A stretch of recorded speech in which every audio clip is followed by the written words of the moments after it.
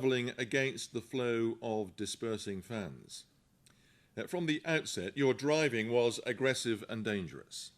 You frightened pedestrians, leaning on your horn and shouting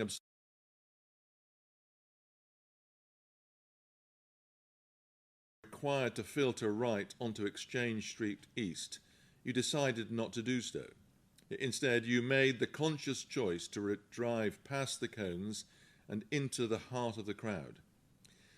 Between 5:59 and 6:01 p.m., a mere 2 minutes, you used your vehicle in a manner that turned it into a weapon, driving deliberately into and over more than 100 people on Dale Street and Water Street.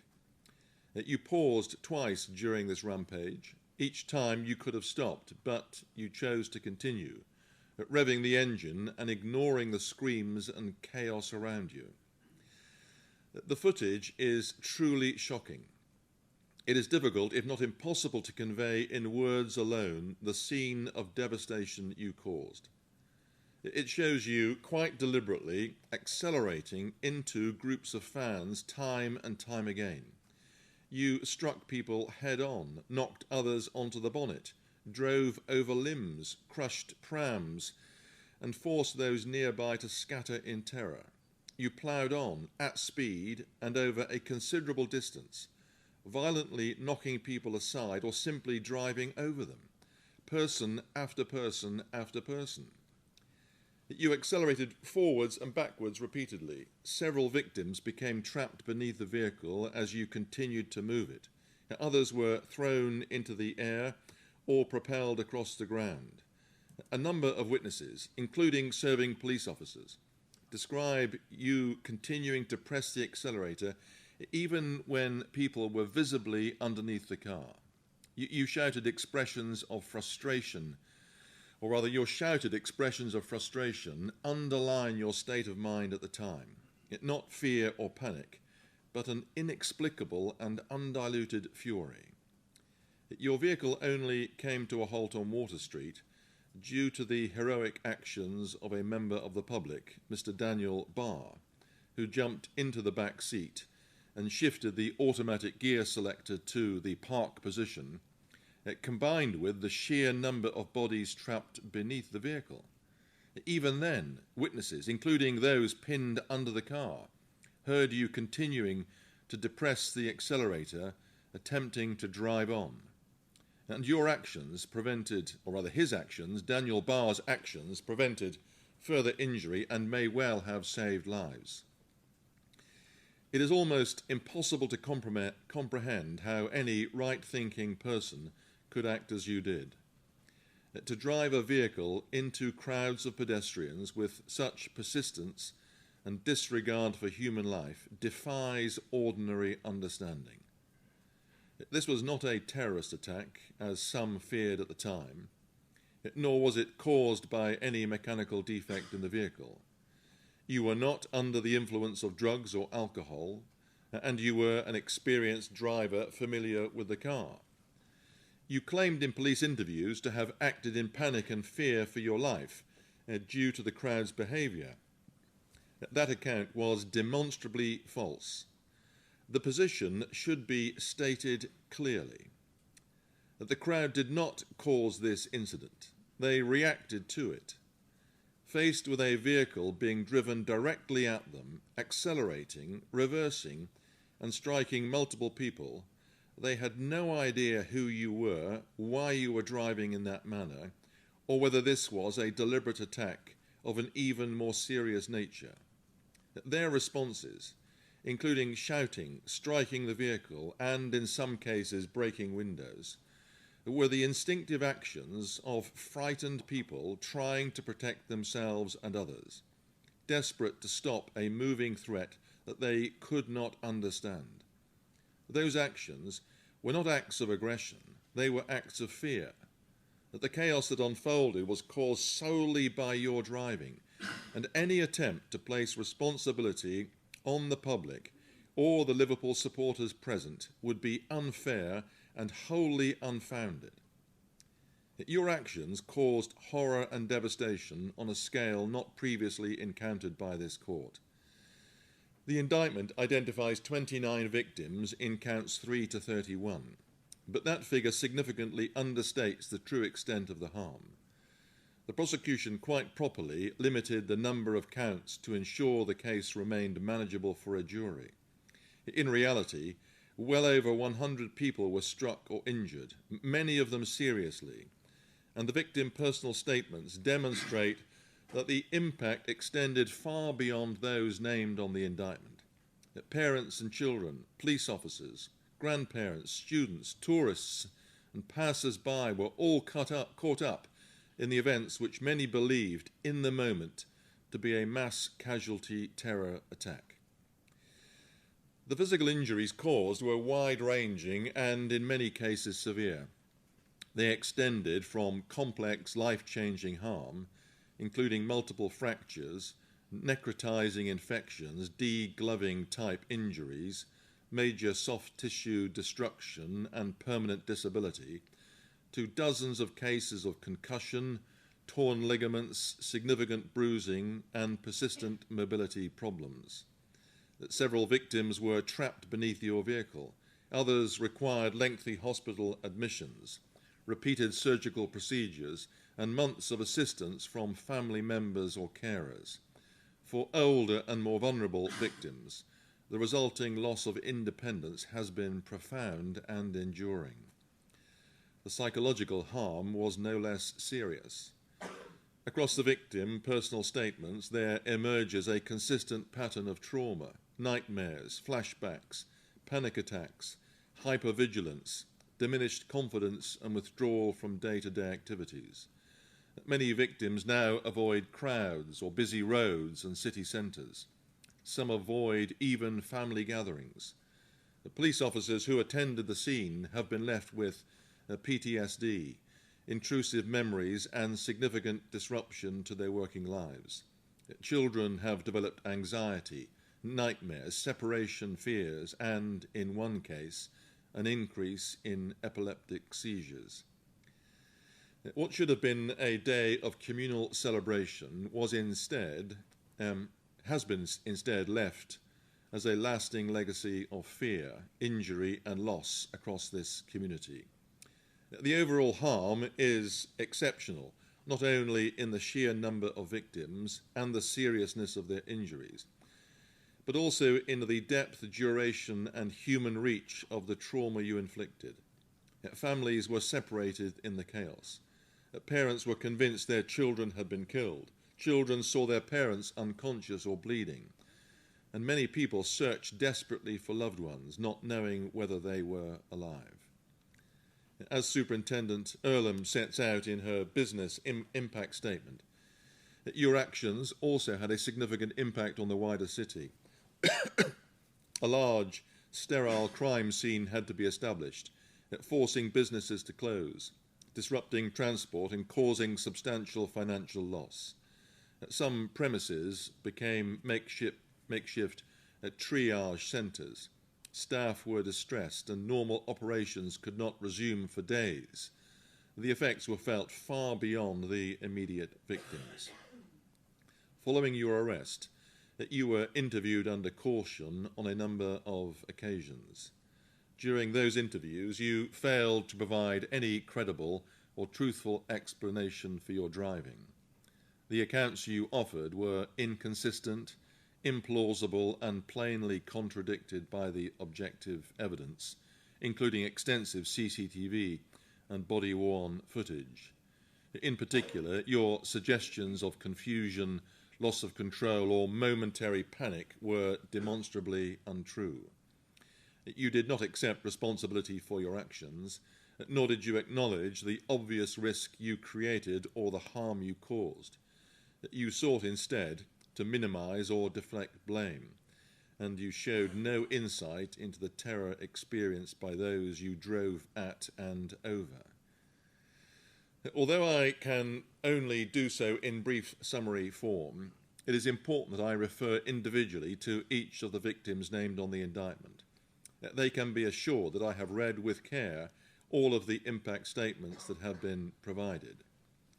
Looking at each count individually then, count 3, Jack Trotter was 22 at the time of the incident and was struck by your vehicle, suffering soft tissue injury to his left calf and a significant exacerbation of a pre-existing back condition. He describes ongoing pain, restricted movement, and significant psychological harm. Count 4, John Evans, was 47 and was hit and thrown onto the bonnet.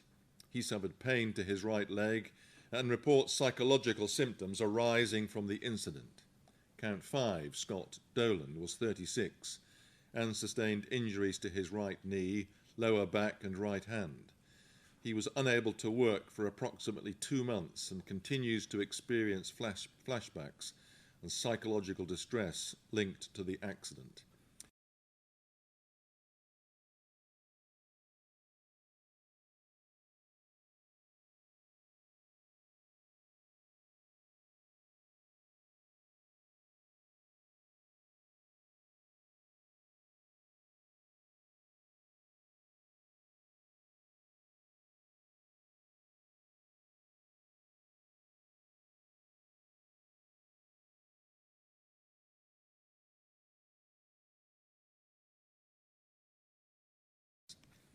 Count 8, Helen Gilmore, was 51. She sustained a fractured left fibula, a sprained ankle, extensive soft tissue injuries and bruising to her elbow. She describes lasting pain, reduced mobility, and a persistent emotional impact on both herself and her family.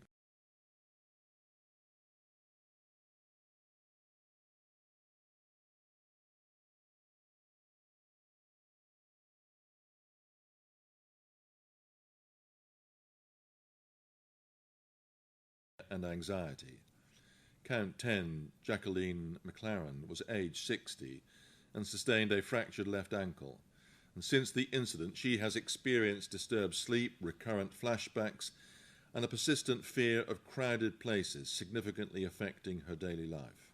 Count 11, Anna Belonozenko, was 43 and had, with her family, previously fled the war in Ukraine. She sustained a serious fracture to her left knee, requiring surgery involving plates and screws and a 9-day stay in hospital. She continues to suffer chronic pain, restricted mobility, and profound psychological trauma. Count 12, Jamie Fagan, was 26 and suffered injuries to his left arm, right elbow, and back. He describes persistent discomfort and intrusive memories replaying the events repeatedly in his mind.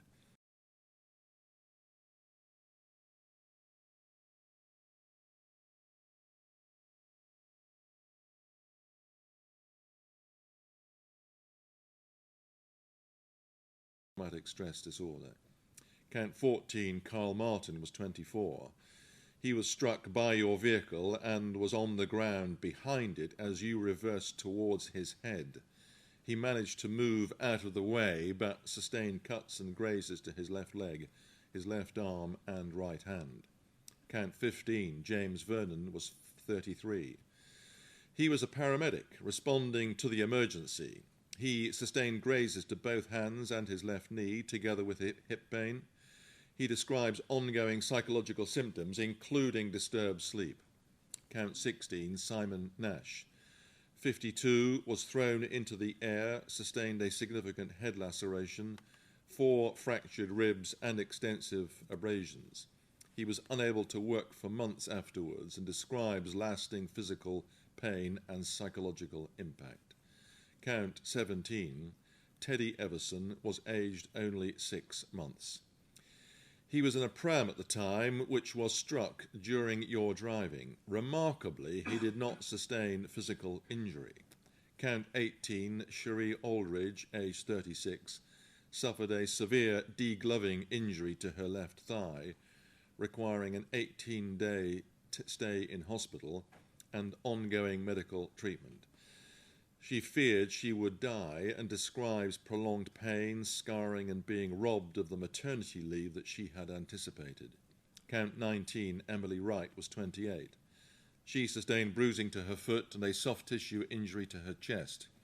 She has since been diagnosed with PTSD and continues to relive the image of her son's pram being struck during the incident. As she says, the horror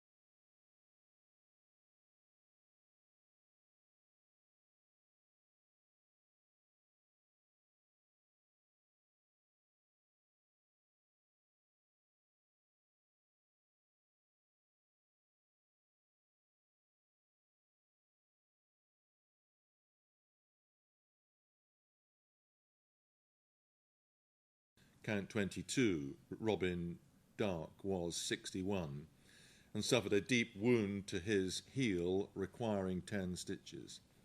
The wound became infected, leading to 5 surgical procedures, 9 nights in hospital, 3 months in a wheelchair, and permanent scarring. He describes his retirement as having been utterly ruined. Count 23, Sam Alexander, was 31 and sustained a fractured ankle and multiple fractures to the midfoot, together with cuts and grazes. He describes ongoing pain, reduced mobility, and feelings of guilt that he could not protect his partner. Count 24, Hannah O'Neill, aged 30, sustained a fractured ankle which continues to affect her mobility. She describes a profound loss of confidence and emotional distress, with her wedding plans being postponed as a result. Count 25, Stefan Detlef, was 73 and suffered 4 broken ribs, together with cuts and bruising, and required an inpatient admission to hospital for 5 days. He describes continuing psychological symptoms affecting both himself and his family. Count 26, Christine Zieks, was 66 and sustained 6 broken ribs, a hemothorax, subcutaneous emphysema, fractures to her fingers, and a wrist fracture, and she was in hospital for 4 days. Count 27, David Price, was 44 and suffered a laceration above his right eye, a swollen cheek and black eye, together with back pain and cuts to his knees. He experienced shock and distress after being struck by the car. Count 28, Susan Pacey, was aged 77. She was one of those who were recovered from underneath the vehicle. She is fortunate not to have been killed. She sustained multiple fractures, including to her forearm, collarbone, pelvis, spine and ribs, together with a broken nose. Multiple bruises and grazes to many parts of her body and head, and she required surgery and spent 27 days in hospital. And she continues to suffer severe physical limitations and psychological distress. Count 29, Aaron Cothliff, was 17. He was found under the vehicle and sustained extensive abrasions, bruising to both legs, a sprained knee, shoulder bruising, and a small fracture to the tibia, complicated by infection. His mobility was affected for months, his education disrupted, and he describes significant psychological impact. Count 30, Ethan Gilland, was 17. He also was recovered from beneath the vehicle. He sustained a large area of gravel rash to his back, abrasions to his knee and ankle, and a soft tissue injury to his leg as a result of being struck. Count 31, James Weston, aged 40, was struck by the vehicle and suffered cuts and grazes together with pain to his hip, elbow and knee. In order properly to understand this case, it is important to recognise that the offences you have admitted were not the result of momentary recklessness or a panicked reaction. The truth, as captured on your own dashcam and multiple CCTV and mobile phone recordings, is that you lost your temper in a rage, determined to force your way through the crowd regardless of the consequences. And by your pleas of guilty, you admit that you intended to cause serious harm to achieve that end, even to children. The task of determining the appropriate sentence in this case has been far from straightforward, not least due to the unprecedented nature of the incident and the sheer number of victims involved. Nonetheless, I am required to determine the seriousness of your offending, and in particular to assess your level of culpability and the nature of the harm you caused by reference to the relevant Sentencing Council guidelines for each type of offence. Also, although a large number of people were affected by your actions, I make it plain that you will be sentenced only in respect of the offences charged on this indictment. Turning to the guidelines for the offences of causing or attempting to cause grievous bodily harm and wounding with intent, it is common ground, and I have no doubt that this was Category A offending in terms of culpability. That conclusion is indicated by a combination of factors. Firstly, all of your victims were vulnerable because they were pedestrians of all ages and abilities, confronted by an oncoming vehicle travelling at speed while hemmed in by dense crowds. Secondly, you used your motor vehicle as a highly dangerous weapon, or at least as a weapon equivalent. When deliberately driven into a crowd of people, the car was capable of inflicting grave and fatal injuries, and that is precisely the risk you chose to create. And thirdly, there was an element of persistence in your actions. You had repeated opportunities to stop, but you chose instead to continue regardless. Some of your victims suffered injuries that fall within the highest level of harm, Category 1. That is because the impact resulted in permanent injury, including psychological condition, that has had a substantial and long-term effect on their ability to carry out their normal day-to-day activities. Examples of this level of harm are to be found in Count 28, Susan Pacey, and Count 22, Robin Drake. Others suffered injuries falling just short of this level of harm. The starting point for a single Category 1A offence is 12 years custody, with a range up to 16 years. The starting point for a single Category A2 offence is 7 years custody. Of course, I am not concerned here only with a single offence. There are a number of aggravating factors not already taken into account. You have a number of previous convictions. You are now aged 54. Between the ages of 18 and 22, you accumulated a number of convictions, including for offences of violence, one of which resulted in a sentence of 12 months imprisonment. Those convictions were interwoven with your short period of military service from which you were discharged on the basis that your services were no longer required. Although you are not a man of previous good character, and perhaps have always had issues with your temper, you have not, though, committed any other offence for many years, and I do not increase your sentence, therefore, because of this antecedent history. The offences were committed during a major public celebration in the city of Liverpool, transforming an occasion of collective enjoyment into one of fear and disruption, and causing significant and lasting harm to the life and reputation of the city. That is a further aggravating factor. Also, there was adverse impact on city centre businesses, and the offences were committed in the presence of children, and some of the victims were very young and others were elderly. There are, of course, other important factors that I must have regard to, factors which reflect personal mitigation. As I have observed, after a troubling start to your adult life, you did turn your life around. You went to university and have had a successful career within the cyber security industry, and you are married with 2 sons. I have read a substantial number of character references written by family members, friends, colleagues, and professional associates. They come from people who have known you over many years and in different settings, including your wife, your close family, former colleagues in the technology sector, neighbours, and community contacts. Collectively, those references describe you as a devoted husband and father, a reliable and supportive family member, and a person who has lived a disciplined and responsible life for many years. You are consistently described as hard-working, kind, generous with your time, and willing to help others.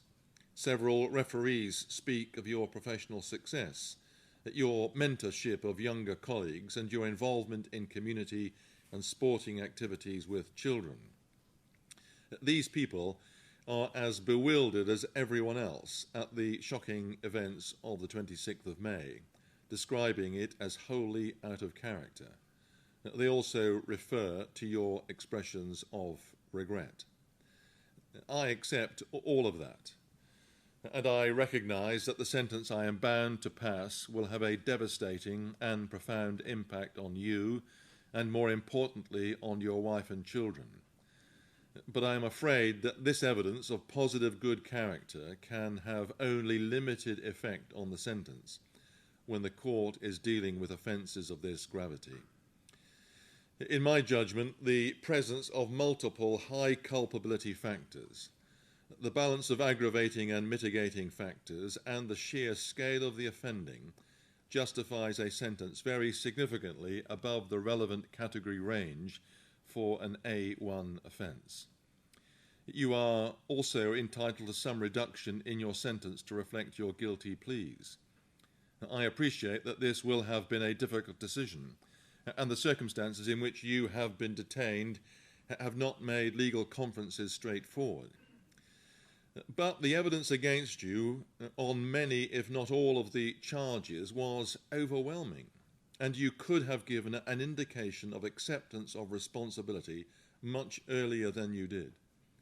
The relevant guideline provides that where, as here, guilty pleas are entered at the commencement of the trial, the reduction should be no more than 10%. I am not persuaded that you should receive greater credit than that. Because many of these offences are specified offences, I am required to consider the issue of dangerousness. That is, whether there is a significant risk of you committing further specified offences, and, if so, whether there is a significant risk of you causing serious harm as a result. Given the highly unusual circumstances of this case, your general character, and your lack of previous convictions for similar behaviour, I am not satisfied that you do present such a risk. The further matter which requires to be considered in this case is the issue of totality. In a case such as this, I cannot simply take a figure for one offence and multiply it by a factor of 29. A proper balance must be struck between the acknowledgement of your multiple and very serious offending and the imposition of a just and proportionate sentence. I take all of the Section 18 offences as the lead offences, and all sentences will run concurrently. The total sentence will reflect your offending in respect of all associated offences on the indictment. In the circumstances, the total sentence which I impose upon you is one of 21 years and 6 months imprisonment. It would have been 24 years after trial. This will comprise sentences of 21 years and 6 months on each of the 12 Section 18 grievous bodily harm and wounding offences, sentences of 16 years on each of the attempted Section 18 offences, and sentences of 20 months on each of the offences of affray and dangerous driving. As I have said, each of those sentences will run concurrently, making a total sentence of 21 years and 6 months. You will serve 2/3 of that sentence in custody before you are released on licence. If you fail to abide by the conditions of your licence, you can be returned to serve some or all of the remainder of that sentence. For the offence of dangerous driving, you will also be disqualified from holding or obtaining a licence to drive, and you will be disqualified until you have passed an extended retest. Many people will think that you should never be allowed to drive again, but I must also consider your prospects for rehabilitation. I intend to impose a disqualification from driving that will operate for a further 3 years after your eventual release. The total period of the disqualification from today's date that comprises a combination of extension and uplift to reflect the term in custody you will serve. To spell this out, the period of discretionary disqualification is 3 years, plus 10 months extension representing half of the custodial term for the offence of dangerous driving, plus 13 years and 6 months uplift to reflect the sentences imposed on the other offences. Because the disqualification cannot be backdated to the date you went into custody, I consider it right to reduce the discretionary period by 6 months to take account of the approximate time you have already spent in custody. The total disqualification from today's date will therefore be 16 years and 10 months. This is not intended to be a mathematical calculation, but it should ensure that upon your release you will be subject to disqualification for a period of around 3 years. Mr. Doyle, you may now go with the officers.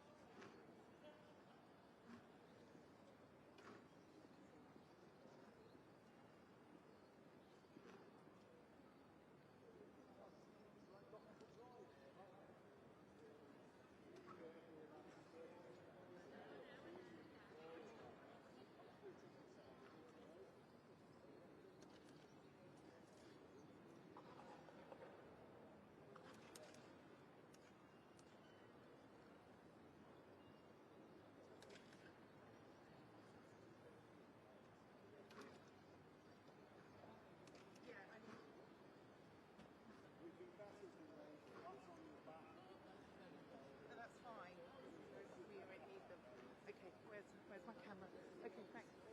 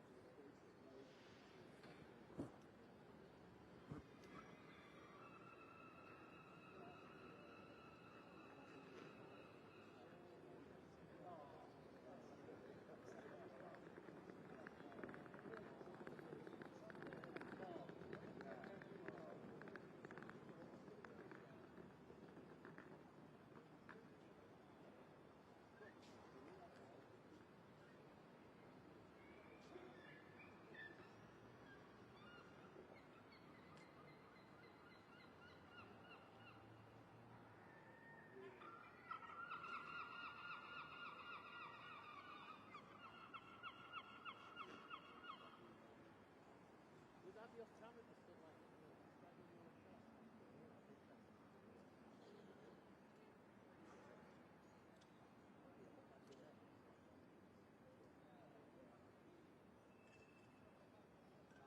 Harry, would I be in your shot if I stood here like this?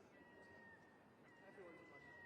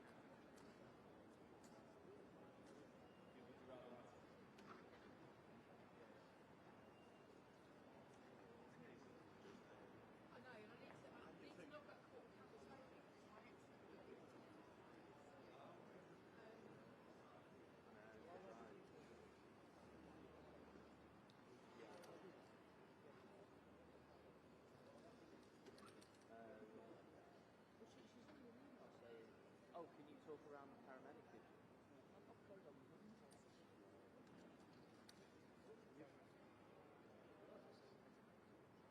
And I sent an email saying there's all of this stuff and it's showing them what the guidance